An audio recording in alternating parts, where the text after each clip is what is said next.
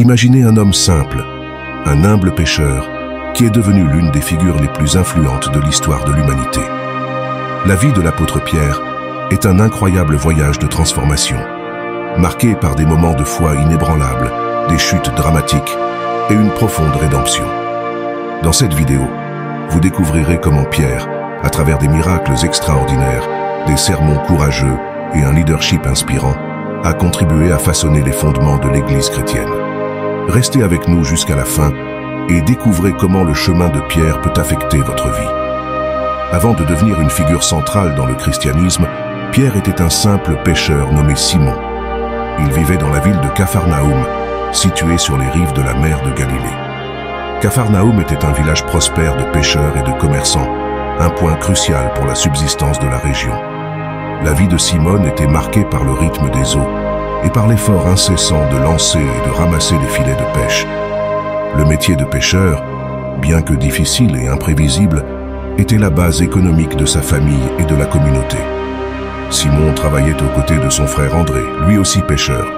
Ensemble, ils partageaient les joies et les difficultés de la vie quotidienne sur la mer de Galilée. André, un homme au cœur généreux et à l'esprit curieux, avait déjà rencontré Jean-Baptiste et s'était impressionné de ses enseignements. Ce fut André le premier à entendre parler de Jésus et à percevoir que quelque chose d'extraordinaire allait arriver. C'est dans ce contexte que la vie de Simon prit une direction inattendue. L'évangile de Luc décrit ce moment de transformation en Luc 5. Un jour apparemment commun, Jésus, qui commençait à être connu pour ses enseignements et ses miracles, se trouvait au bord de la mer de Galilée. Une grande foule s'était rassemblée pour l'écouter, et il monta sur l'une des barques pour mieux enseigner au peuple. Ce bateau appartenait à Simon. Après avoir terminé de parler, Jésus fit une demande inhabituelle à Simon. « Prenez le large et jetez vos filets pour pêcher. » Luc 5,4. Simon, expert des eaux et conscient qu'ils avaient pêché toute la nuit sans succès, répondit avec respect. « Maître, ayant travaillé toute la nuit, nous n'avons rien pris. Mais sur ta parole, je jetterai le filet. » Luc 5. Ce qui suivit fut un miracle qui allait changer à jamais la vie de Simon. Jeter les filets comme Jésus l'avait ordonné. Ils ont capturé une si grande quantité de poissons que les filets ont commencé à se casser. Surpris et étonné par ce qui s'est passé, Simon tomba à genoux aux pieds de Jésus, en disant « Seigneur, éloigne-toi de moi, car je suis un homme pécheur. » Luc 5,8. Il reconnut alors la sainteté de Jésus et sa propre indignité. Jésus, cependant, avait de plus grands plans pour Simon et il dit « Ne crains point, dorénavant tu seras pêcheur d'hommes. » Luc 5,10. Cet appel fut une invitation à une vie de dessein divin et de transformation. Sans hésitation, Simon et son frère André quittèrent tout pour suivre Jésus. Cette décision marqua le début d'un voyage extraordinaire, dans lequel Simon, maintenant appelé Pierre, jouerait un rôle crucial dans la diffusion du christianisme et dans la fondation de l'Église. Pierre, maintenant disciple de Jésus, a commencé un voyage d'apprentissage et de transformation qui aurait défié ses croyances et élargi sa foi de manière impensable. Dès les premiers instants auprès de Jésus, Pierre a témoigné des miracles qui ont changé pour toujours sa compréhension du monde et du divin. En marchant avec Jésus, Pierre vit son maître guérir les malades, chasser les démons et prêcher avec une autorité inédite. Chaque jour à côté de Jésus était une nouvelle leçon sur le royaume de Dieu. L'une des premières et des plus impressionnantes démonstrations du pouvoir de Jésus a eu lieu dans une synagogue de Capharnaüm. Un homme possédé par un esprit maléfique a affronté Jésus et avec un ordre simple, l'esprit a été expulsé. Tout le monde fut étonné, y compris Pierre, qui commençait à comprendre la vraie nature de son maître. Une autre expérience mémorable a été la guérison de la belle-mère de Pierre, qui était au lit avec de la fièvre. Jésus, informé de son état, alla chez Pierre, prit la main de la femme et la fièvre la quitta immédiatement. Ce miracle, qui s'est produit dans l'intimité de la maison de Pierre, a encore renforcé sa foi dans la compassion et le pouvoir de Jésus. Les enseignements de Jésus étaient aussi profondément transformateurs. Il parlait en paraboles, des histoires simples avec des significations spirituelles profondes, qui révélaient les mystères du royaume de Dieu d'une manière accessible, mais stimulante. Pierre, avec les autres disciples, demandait souvent des explications supplémentaires, soucieux de comprendre pleinement le message de son maître.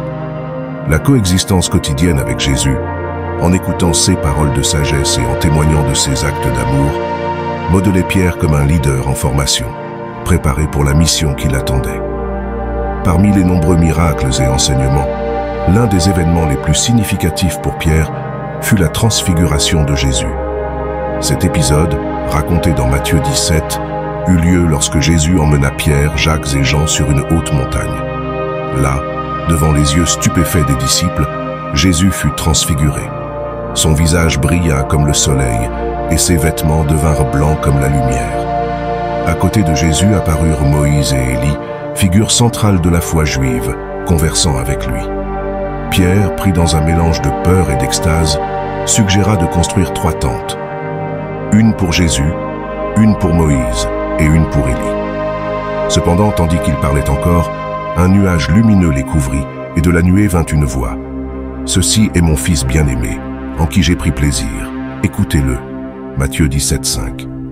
Les disciples tombèrent avec leur visage à terre, terrifiés, mais Jésus les toucha en disant « Levez-vous et ne craignez pas. » Quand ils levèrent les yeux, ils ne virent que Jésus. La transfiguration fut un moment de révélation divine qui confirma l'identité de Jésus comme Fils de Dieu. Pour Pierre, ce fut une expérience qui renforça sa foi et la compréhension que Jésus n'était pas seulement un prophète ou un maître, mais le vrai Messie, le Fils du Dieu vivant. Cet événement eut un impact profond sur la foi de Pierre, lui donnant une vision céleste qui le soutiendrait dans les moments de doute et de défi qu'il allait affronter plus tard. Il est important de comprendre que les moments de faiblesse et de repos de Pierre sont fondamentaux pour comprendre son chemin complexe de foi. Ces épisodes reflètent aussi bien son humanité que la profonde transformation qu'il a vécue en suivant Jésus. L'une des histoires les plus emblématiques impliquant Pierre est quand il a marché sur l'eau. Cet événement, raconté dans Matthieu 14, 22 à 33, arriva après que Jésus avait nourri 5000 personnes avec seulement 5 pains et 2 poissons. Jésus ordonna à ses disciples de monter dans la barque et de traverser l'autre côté de la mer, pendant qu'ils restaient pour prier. Pendant la nuit, une forte tempête s'abattit sur la mer, et les disciples luttaient contre les vagues. Soudain, ils virent Jésus marcher sur les eaux vers eux. Effrayés, ils crurent que c'était un fantôme, mais Jésus les rassura. « Ayez du courage, c'est moi, n'ayez pas peur. » Pierre, impulsif comme toujours, répondit « Seigneur, si c'est toi, commande-moi de venir vers toi sur les eaux. » Jésus dit « Viens. » Alors, Pierre descendit de la barque et commença à marcher sur les eaux vers Jésus.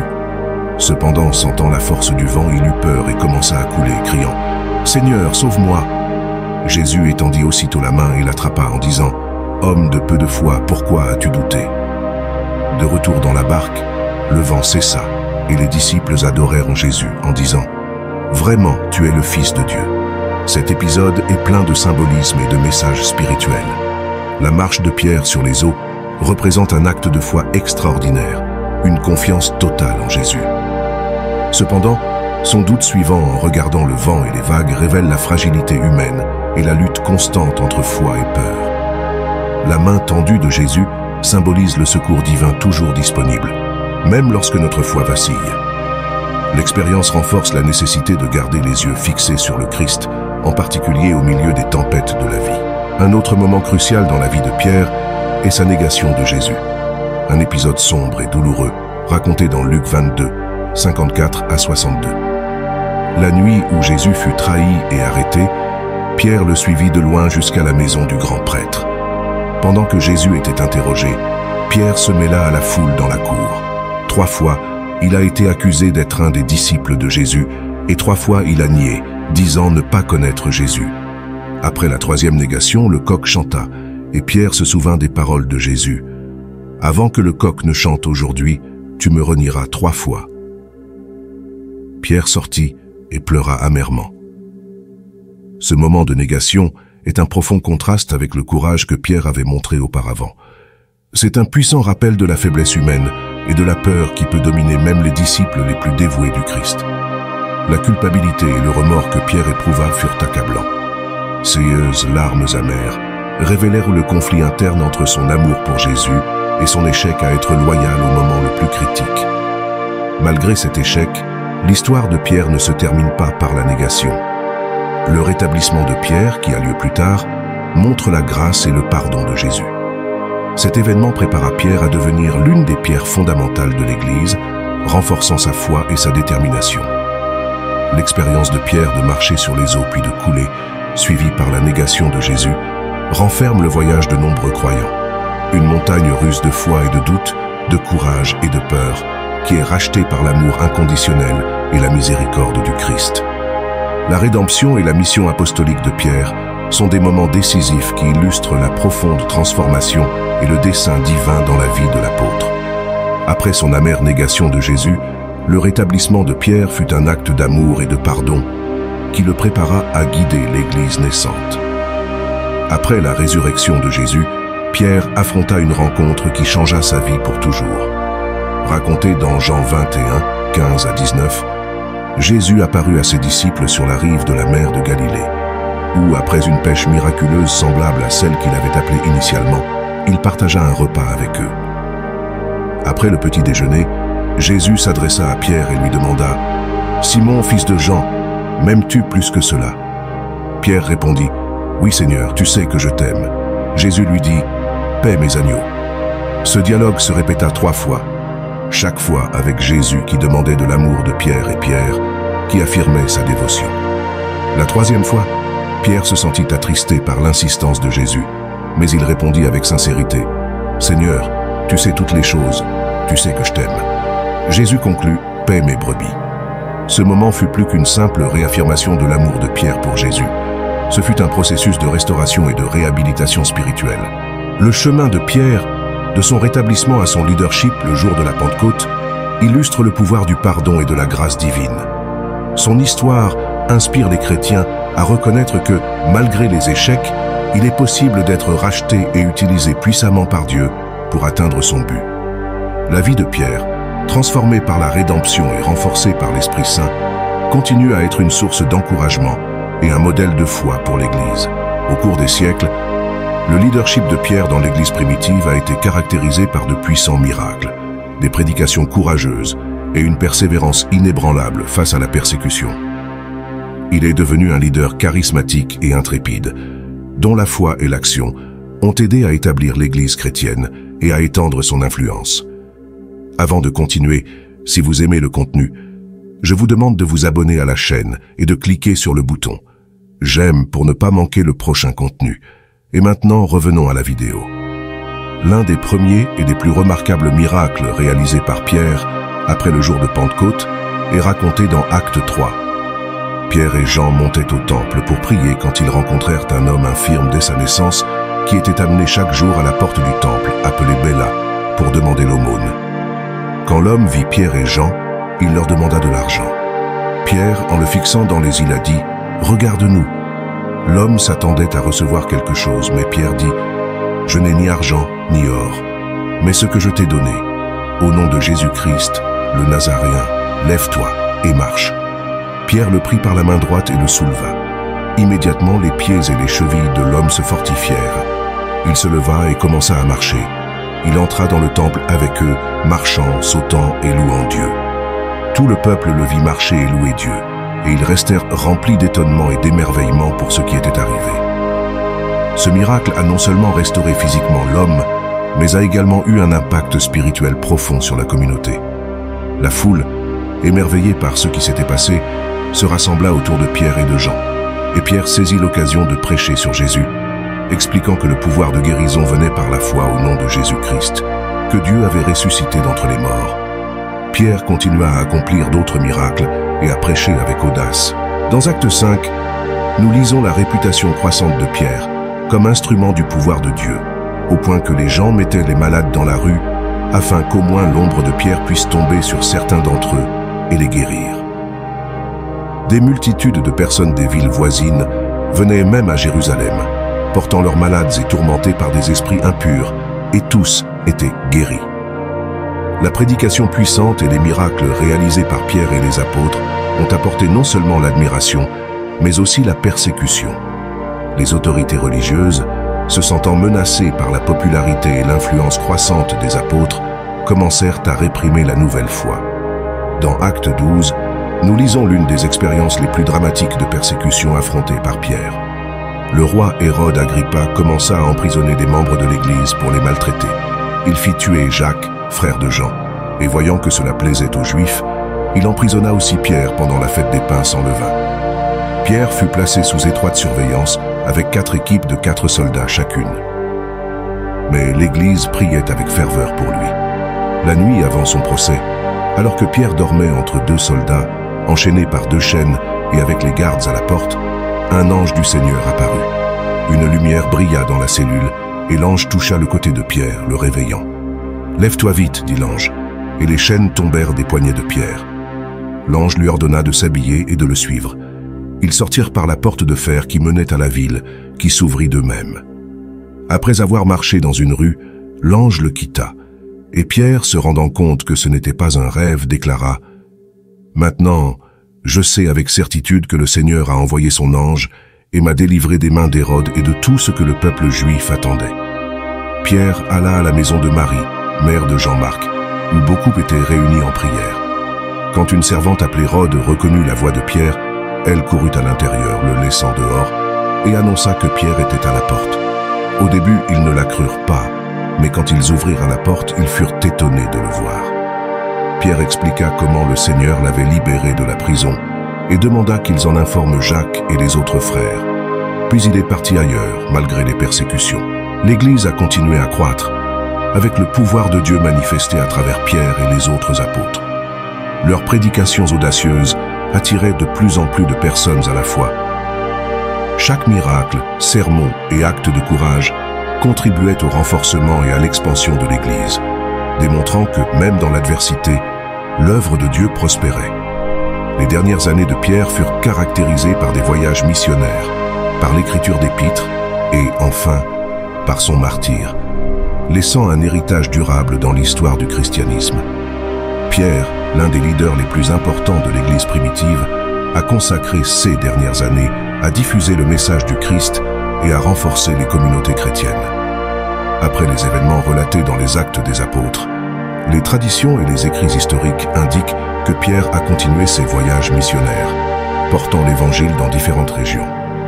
Il est traditionnellement associé à Rome, où il a joué un rôle important dans la direction de l'Église locale. Bien que les détails exacts de ces voyages soient incertains, on pense qu'il a également visité Antioche et peut-être d'autres régions de l'Empire romain. Au cours de cette période, Pierre a écrit 2 épîtres qui font partie du Nouveau Testament. Ces lettres offrent de profonds approfondissements sur sa théologie, sa pastorale et sa vision de la vie chrétienne. La première épître de Pierre a été écrite pour encourager les chrétiens qui subissaient des persécutions. Pierre exhorte les fidèles à demeurer fermes dans la foi, en offrant l'espérance et en soulignant l'importance de la sainteté, de l'humilité et de la soumission à Dieu. Il parle aussi de l'importance de la souffrance pour le Christ, en soulignant que cette souffrance fait partie de l'appel chrétien et que ceux qui persévèrent recevront une grande récompense.